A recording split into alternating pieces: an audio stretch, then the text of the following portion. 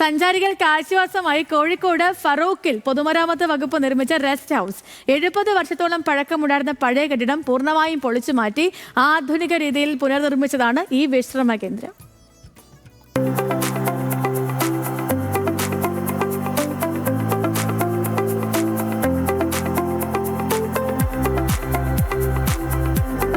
പഴയ കെട്ടിടത്തിന്റെ പരിമിതികൾ പഴങ്കഥയായി.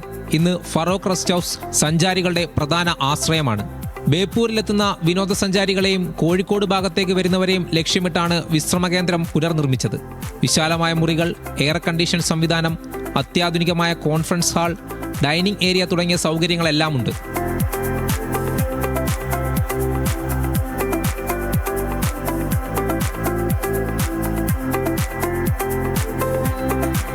ഫറൂഖ് ഇവിടെ റെസ്റ്റ് ഹൗസിൽ ഒരു എക്സാമിൻ്റെ ആവശ്യമായിട്ടാണ് വന്നത്. അത് കഴിഞ്ഞിട്ട് ഫസ്റ്റ് ലുക്ക് തന്നെ നല്ലൊരു എക്സ്പീരിയൻസ് ആയിരുന്നു.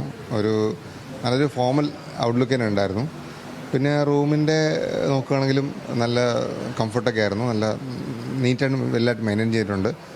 ഇവിടുത്തെ പ്രൊവൈഡ് ചെയ്യുന്ന പ്രൈസിന് അത്യാവശ്യം നല്ല ക്വാളിറ്റി എന്ന് വേണം പറയാം. 2025 ഒക്ടോബറിലാണ് ആധുനികവൽക്കരിച്ച റെസ്റ്റ് ഹൗസ് പൊതുജനങ്ങൾക്ക് തുറന്നുകൊടുത്തത്. 4.5 കോടി രൂപയായിരുന്നു നിർമ്മാണ ചെലവ്. ചരിത്രപരമായി തന്നെ ഫറൂഖ് വളരെ പ്രാധാന്യമുള്ളൊരു സ്ഥലമാണ്.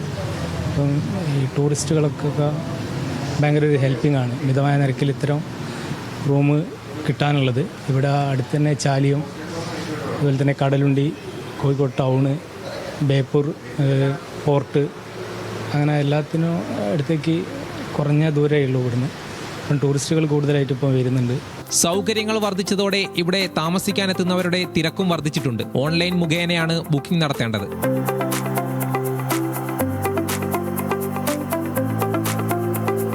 ചാലിയാറിന്റെ തീരത്ത് ഫറൂഖ് നഗരത്തിന് മാറ്റുകൂട്ടി ഈ റെസ്റ്റ് ഹൗസ് ഇവിടെ നിലകൊള്ളുകയാണ്. ബേപ്പൂരിന്റെ ടൂറിസം സാധ്യതകൾക്ക് ഏറെ മുതൽക്കൂട്ടാണ് ഈ അതിഥി മന്ദിരം. കോഴിക്കോട് നിന്നും എം മുബാറക്, ന്യൂസ് മലയാളം.